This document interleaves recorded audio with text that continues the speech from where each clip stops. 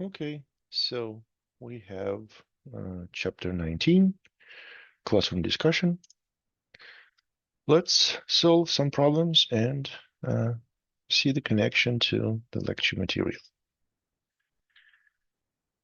So the very first problem, number 6, is just a little interconnection to a chemistry class. And one of the reasons we discuss electromagnetic theory is that we have atoms, molecules that are made of subatomic particles, and those are positively charged and negatively charged protons, electrons.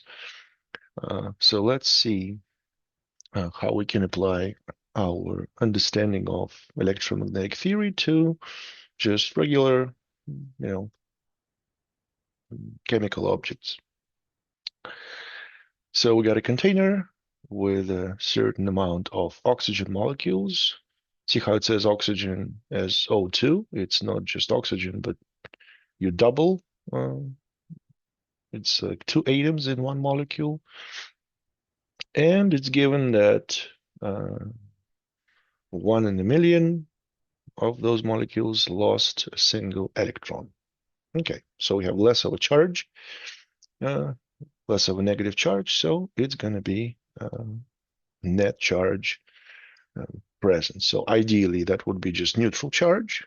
Be careful, neutral charge is not zero charge. It's net zero charge. It's the difference between positive and negative charge.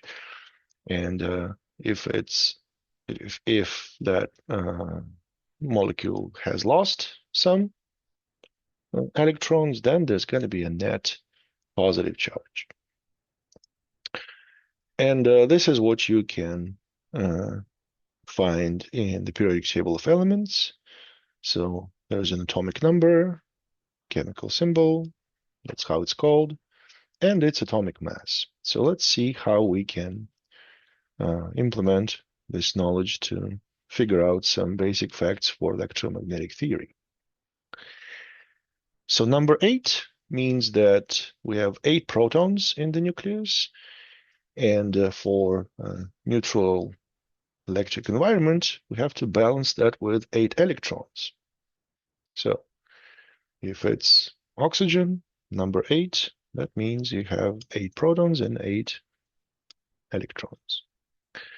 And then there is a given amount of charge in each elementary particle, the subatomic particle, proton or electron. They have different mass, but the charge is the same.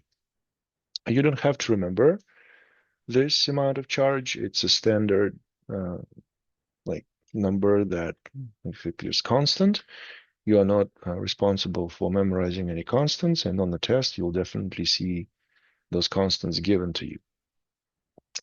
So this is the charge on one proton or one electron, and therefore 1 atom of oxygen would have 8 times of this amount. So 1 ice cream costs this much, so 8 ice creams would be for this price. Don't forget the units. Units are coulombs. We have charge, and we have Coulomb's law, the Frenchman who was playing a lot with electric charges and how they interact, and we have the unit of charge in his name. So yeah, that's for 1 atom. And as I said before, normal oxygen is found with 2 atoms. It's O2. So you have to double the total that we just found here. So this was for 1 atom. Now for 2 atoms, it's going to be the same amount times 2. And one more constant that is always given, at least for chemistry people, they know it all too well and use it to solve so many problems. It's the Avogadro's number. It is the number of molecules in 1 mole of anything. So you don't look at the atomic number. It doesn't matter the atomic number. It's always going to be this many molecules in 1 mole. So The weight of a mole is going to be different, but the amount of molecules that make up a mole is the same. So this is the idea about the Avogadro's number. So if we have this many molecules and we start talking moles, you say that this was the charge for one molecule, and now we have this many molecules. What's the total charge? This much. So you multiply those numbers once again, and it's quite a hefty charge. 1 coulomb is a lot. Like in normal life, you'll see problems with microcoulombs and nanocoulombs. So in here, we have thousands of coulombs. So altogether, we got 2.85 moles of oxygen because it's given, right? So it's given the amount of moles, and we just figured out for 1 mole. If this is for 1 mole, then the total charge given to us in this problem is 2.85 times for the previous number. So this is for 1 mole, and this is the total charge that you have to work with. So that would be the charge for protons, that would be the charge for electrons, so the whole thing is electrically neutral. And now there is some charge lost, and it was 1 in a million, so you have to divide the total number of molecules by a million, so you're going to get like a million times less of molecules, but you'll get the idea of how much charge was lost by this many molecules. And the amount of charge per piece is 1.6 times 10 negative 19th. And yeah, see how it's conveniently in a blue color. This is how many molecules we have to work with that lost an electron. And this is the amount of charge that was lost. So you multiply those two numbers, and finally you get the amount of charge that was lost. And if this was lost as electrons, then you'll have a net positive charge that is that was pretty much the question. So this is how you play around with atoms, molecules, and subatomic particles. Combine that with Avogadro's constant. So do not be afraid of moles. Yeah, they're not grams, kilograms, but in chemistry, you will use them a lot because they're connected to Avogadro's number. Now, once again, this is not a chemistry class. Don't panic if you got lost at some point. This is just an idea to give you like one particular application for the electromagnetic theory and how it is connected to, say, chemical processes and reactions. You can always play with that. Now, next problem is like a more standard physics problem. That's what you will see on the tests and quizzes and your physics life.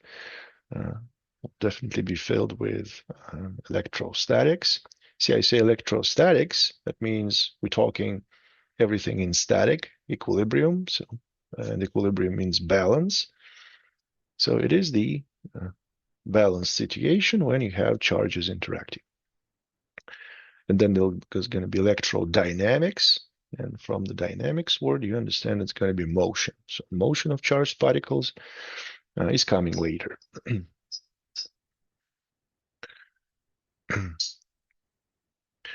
So we have two charges, right? We have a sphere, and there is a point charge. And see how I mark them as charge with a capital Q, and probe charge is a small q. And they're both positive.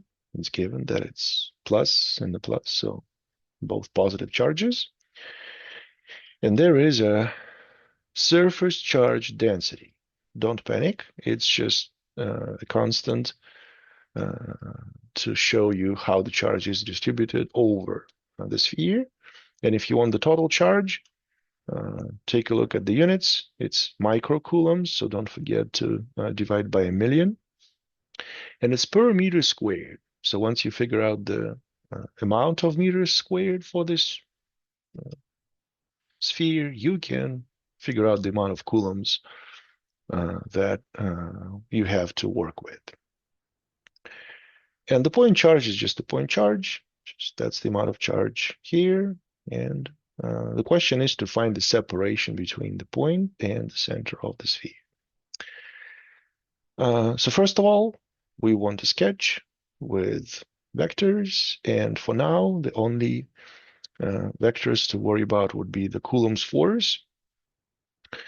And because charges are the same type, you remember the statement, like charges repel and unlike charges attract. So they are the like charges, so they repel. So the forces are repelling, they force the charges to move away from each other. And for the Coulomb's law that we're about to discuss here, there is a distance between the centers of mass for those charges. So it is the not the surface of a sphere, but the center of mass of a sphere that you consider for the distance. So all the vectors are shown, and it's time to work with the Coulomb's law.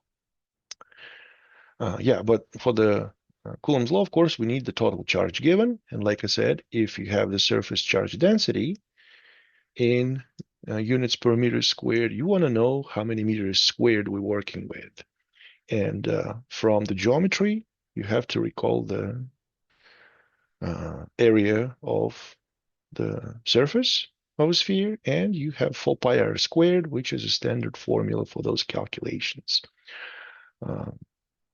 So this is the sigma, which is the surface charge density. This is the total area. So multiplying those microcoulombs per meter squared, which I converted to coulombs. See how I multiply by 10 to the negative 6. That means you divide by 1,000,000. And this is your conversion from micro to just regular coulombs. And 4 pi r squared, let's check out the radius. The radius says 4.22 centimeters. Be careful, you cannot do centimeters. You have to convert that into System International, and that is meters. And centi means 10 to the negative 2. So you take your centimeters, multiply by 10 to the negative 2, and then you square it. So you're going to get a very small number. See how you're squaring the whole thing? And 10 to the negative 2 squared, that gives you 10 to the negative 4. So a very small number.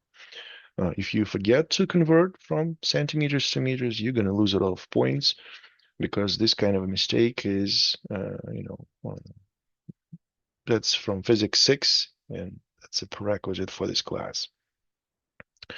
Anyways, this is the sigma that was given, and you multiply by the meters squared, the area of the surface of a sphere, and you get the total charge that is sitting on that sphere. That's what we're going to use for our Coulomb's law. That's the amount of charge. And see how I keep some extra amount of significant figures, because this is not the final answer. If that would have been the final answer, then we have 3 sig figs here, 3 sig figs there. So I would just round it to 3 sig figs, and that would be the end. But because we need the accuracy for future calculations, and so errors do not propagate, we have to keep extra sig figs here. So this is the Coulomb's law. Remember, it gives you the magnitude only, because see how charges are with absolute values. And It doesn't matter positive or negative charge. You would still get the same result. So Coulomb's law is only for the magnitudes. And if you want the direction, you need to recall the rule for like charges repel and unlike charges attract. And using some algebra, we solve this for the distance. That's what we're looking for. K is your electric constant. And you can actually round this 8.99 to just 9. It's fine with me. If you do that on the test, I'm not going to take away points. And then this is the probe charge. The probe charge was 1.95 microcoulombs. Once again, be careful. See how this mu is not just m, because m would be milli, and mu is micro. So it's 1.95 microcoulombs, which I convert to coulombs. And then it's the total charge on the sphere that we calculated right there. So the total force was that force given? Yeah, we got the force given. So electrostatic force is given, and you have to grab your calculators and check that you get the same result, because some mistakes actually come from just you not be able to use the input in the calculator properly. I'm not joking. Unfortunately, different manufacturers of calculators change the order of input, and say using Casio versus Texas Instrument might give you different results if you just do the same steps. So make sure you use the same calculator for all the calculations for this class. Bring the same calculator to the test.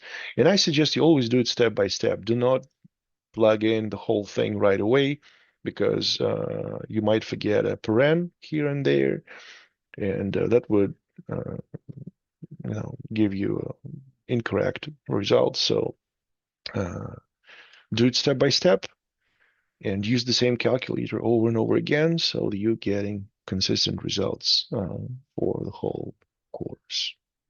Anyways, do not take numbers for granted. Please double check that you get the same numbers on your own calculator. And don't forget the units. Units are meters because we're talking distance, and sig figs. So for sig figs, once again, it's 3 sig figs, 3 sig figs, 3 sig figs, 3 sig figs. The lowest amount is 3 sig figs. So I expect you to give me 3 sig figs as the final answer, and that's what we got.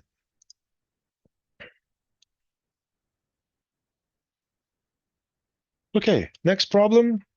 That's the kind of problem you'll see pretty much in every single physics textbook, and a test problem will have something dealing with geometry. And this leads us to what we call the principle of superposition.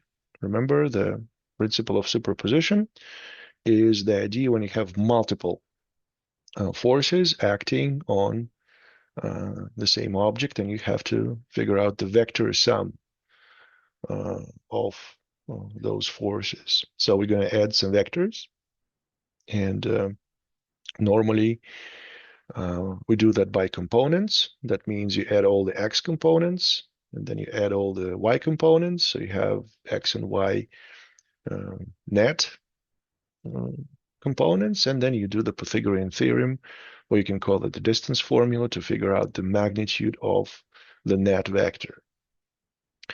And that's not even the end of it, because once you figure out the magnitude, you still have to specify direction. So every time there's a question on what's the direction, or what is the force, then you have to say two things.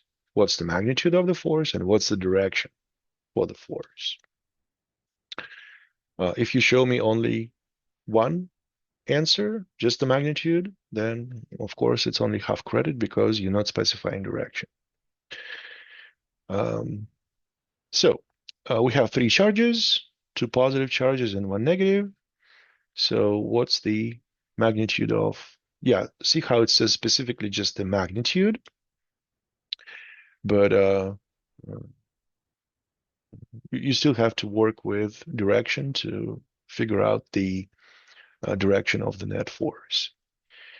And it says it's a triangle with sides D, D, D, and that means it's the triangle with the same angles. It's the, what do you call it, equilateral triangle, something like that. So it's the triangle with all the sides being equal, and that means all the angles are the same. The sum total is 180. So uh, if you want 3 angles that are the same, 180 divided by 3, it's 60 degrees per angle, and you get the setup to work with. So 2 positive charges, 1 negative, and we're trying to figure out the distance. So it is the it's the direction of the net force on Q sub 2. That's what we're looking for. So let's work with Q sub 2. And there is Q1, Q2, and they are like charges, and like charges repel. So F sub 1, 2, be careful, it's not 12, it's just the first on the second. So you just say F sub 1, 2, it's moving away from Q1, so repelling force from the first charge. And then there is force 3, 2, so it's the attraction force because we have 2 charges that are unlike charges and they attract. So for the charge number 2, you have 2 forces acting together. This is the principle of superposition. So the first force is a repelling force from the first charge, and the second force is attractive force for the third charge. So you have to add the vectors f sub 1, 2 and f sub 3, 2. And there are 2 ways that you can add vectors. The first is a triangular method, tip to tail method, and the parallelogram method. I prefer parallelogram method here because everything starts from the same point. Remember, for parallelogram method, everything starts from the same point, which is convenient because you have 2 diagonals in the parallelogram. And if you choose the other diagonal right here, then you're going to make a mistake for the direction and the magnitude. So make sure you start your force from the same point. So first force to add, second force to add, and F sub 2 is the net resulting force. This is what we are looking for. So the actual magnitude is given, and the vector sum is here. So F sub 1, 2 and F sub 3, 2. That gives you F sub 2. So this is the net force acting on the second charge, and that's the direction. Of course, you have to specify the reference angle and see how it's not 60. The 60 is going to be here, but we have extra angle to work with. So this is the setup. And like I said, in order to figure out the net force vector, you need to do things by components. And we got net x component for the vector that we are looking for and the y component. So you have to add x components together and y components together. And that will give you the net force, direction, and magnitude. So it is given as the magnitude right here. And this is made of 2 net components. And this is your Pythagorean theorem. This is the one side of a right triangle, this is the other side of a right triangle. So f sub 2 acts as a hypotenuse in this right triangle. So squaring two sides, that gives you the hypotenuse. If you take the radical, then it's not squared anymore. It's just as is.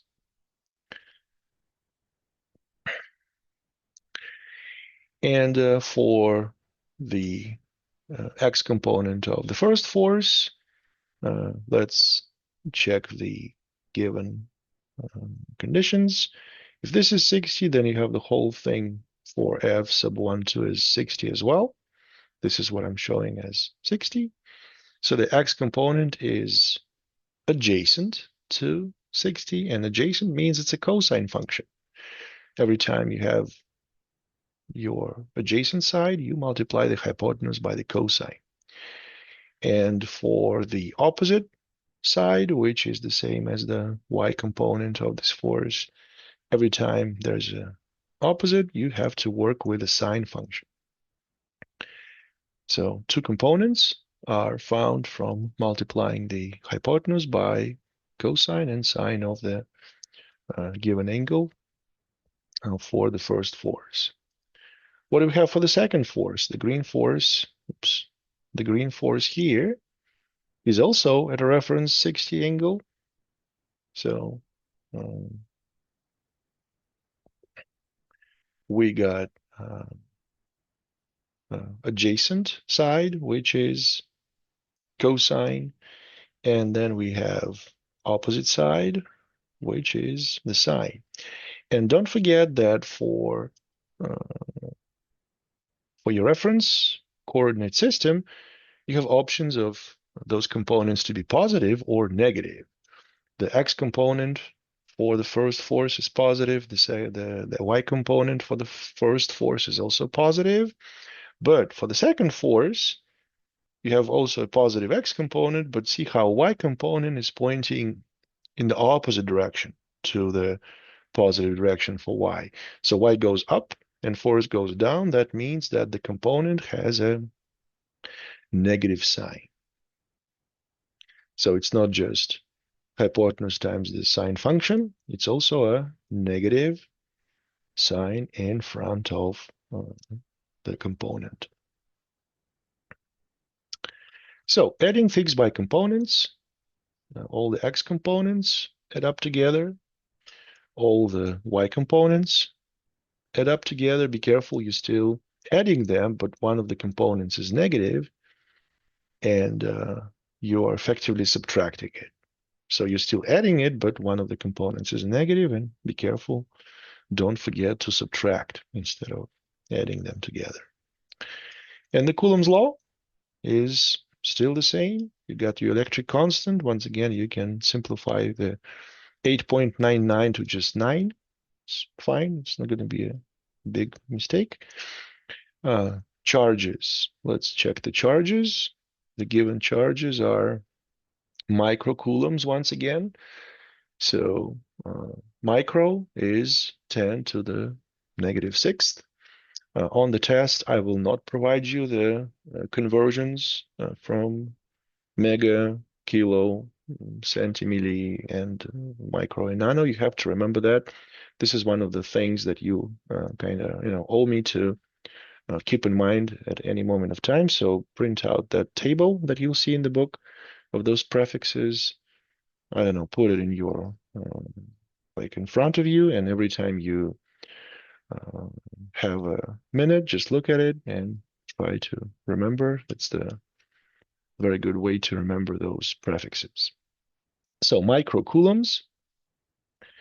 So your 2.1 is multiplied by 10 to the negative sixth, and 6.3 is multiplied by the same thing again. So we are ready to calculate the distance from the given forces. You have the same thing for the second force, the electric constant, the two charges. Be careful, the two charges are different because it was the first and the second charge here. Now it's the second and the third charges. So the charge is different, so the force is going to be different. And the net force adds up to, adds up to this value. And we're ready to finally solve for the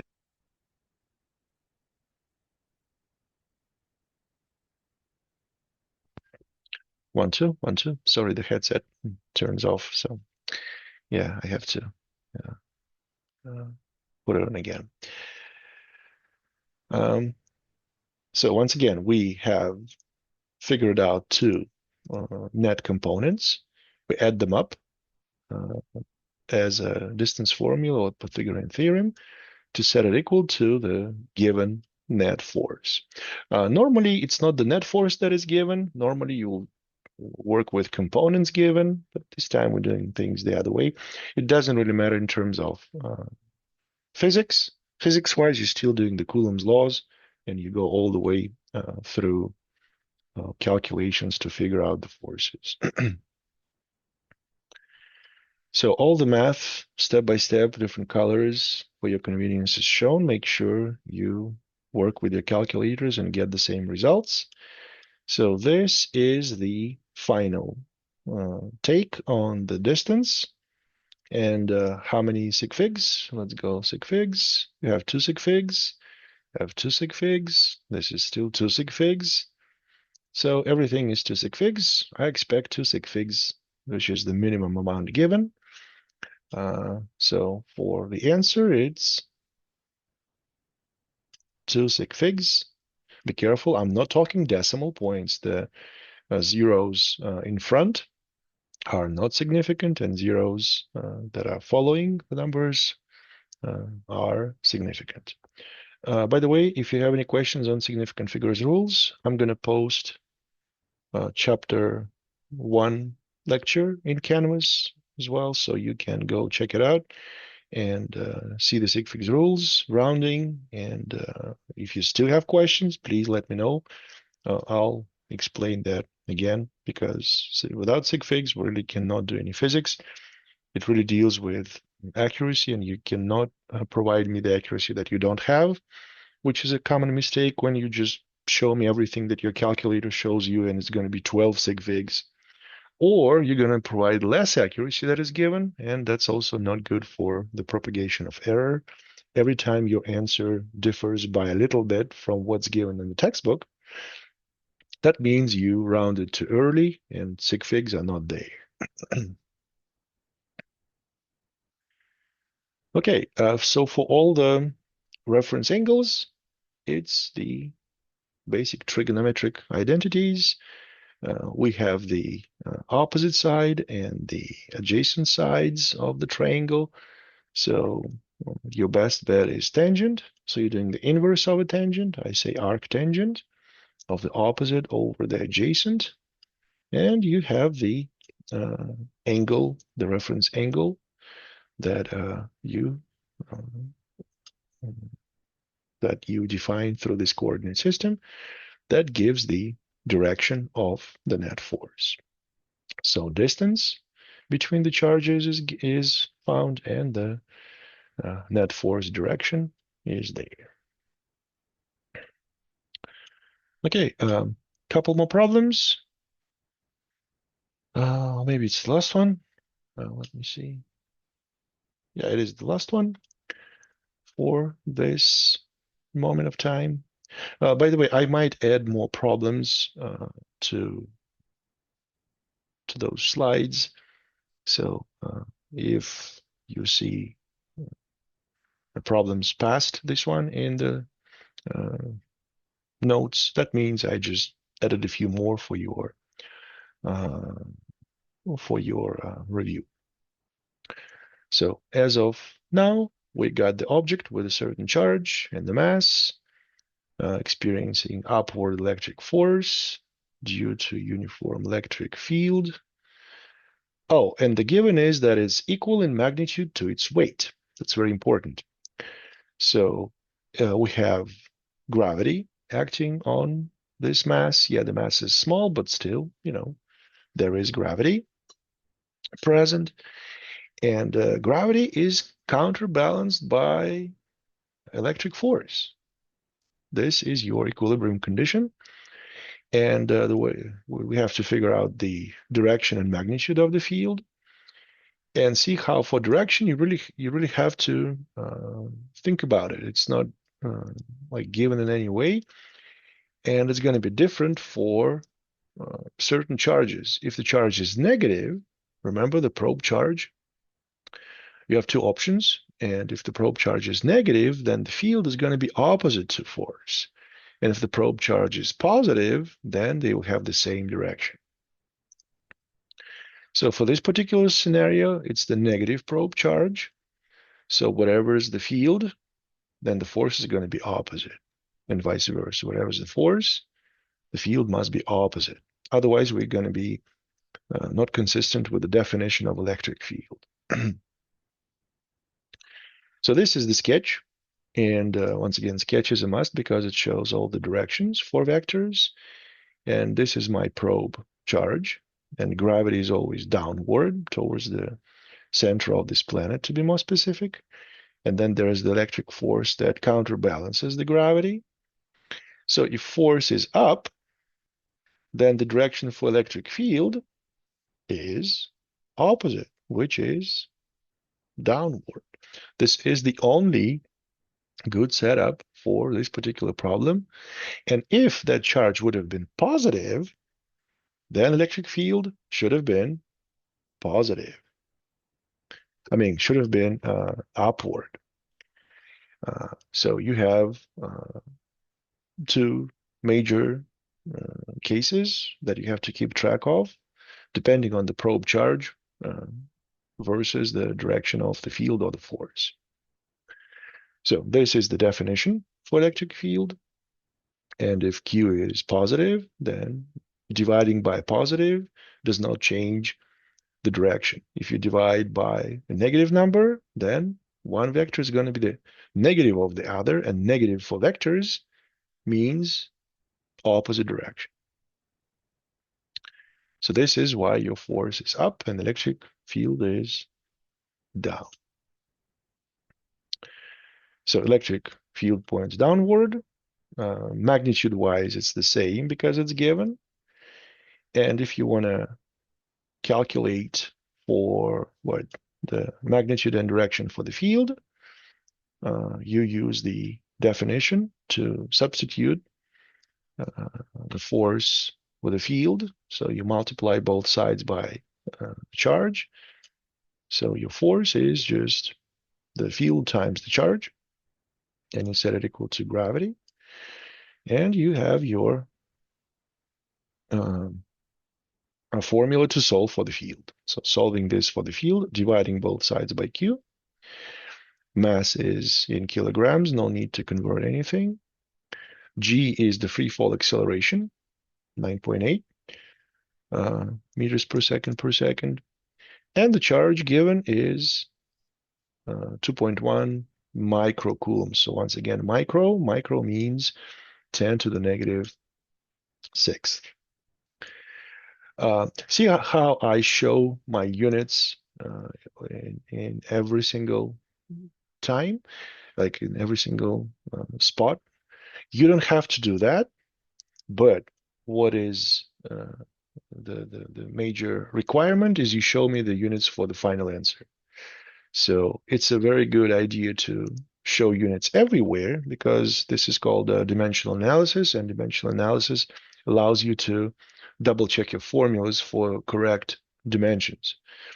And but this is not a requirement. You can do it, but you can skip the units and make sure you show me just the final units.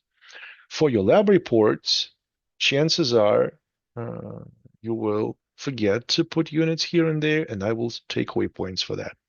So make sure for your lab reports, you show me units for all the results, just to show me that you know the units. And it's a very good practice for you to learn the units anyways. So for intermediate calculations in quizzes and tests, you don't have to show me that. For the final answers, it's always a must.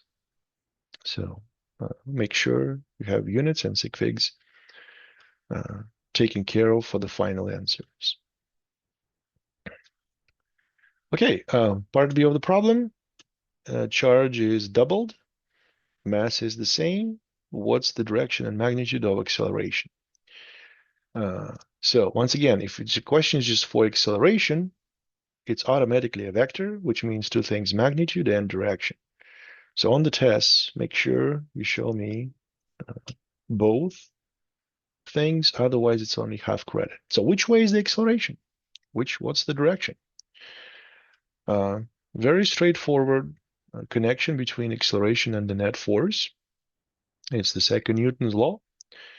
And if the electric force, double the charge means you're doubling the force. This is your Coulomb's law. Let's go back to Coulomb's law. What do you see? You see that charge is directly proportional to the force. The more the charge, the more the force. So doubling the charge means you effectively doubling the force. That means that your electric force for part B is not the same and it's going to be stronger. So gravity loses to electric force, and therefore the net force is also in the direction of the electric force. So your acceleration must be up because this is the direction for the net external force acting on the charge. So here we go. Second Newton's law, same thing as physics 6, good old times, right? Positive component for electric force because it has the same direction as the y-axis. Negative gravity because it's in the opposite direction to the choice of y-axis. And positive component for acceleration because acceleration is also pointing upwards, which is positive direction for y-axis. And the force is doubled because the charge is doubled times the electric field. We just did this here. Force is field times the charge. So gravity is just gravity. Acceleration is just acceleration. Solve this for acceleration. That's your algebraic steps. And plug in the units. Be careful with microcoulombs. And the answer is 10. Yeah, looks like a free fall, but in the opposite direction, right? So how many sig figs? You got two sig figs, you got two sig figs, you got two sig figs everywhere. So that's the lowest amount. So the answer is two sig figs. Yeah, this is not clear if it's 1 or 2. So the best answer would be just 1.0 times 10 to the first power. That would be a sure sign you understand scientific notation and you want to specify two sig figs. Okay, this is it for chapter 19. If you'll see more problems in this file in Canvas, that means I just added some more problems for your review. Chapter 20 is coming soon as well. So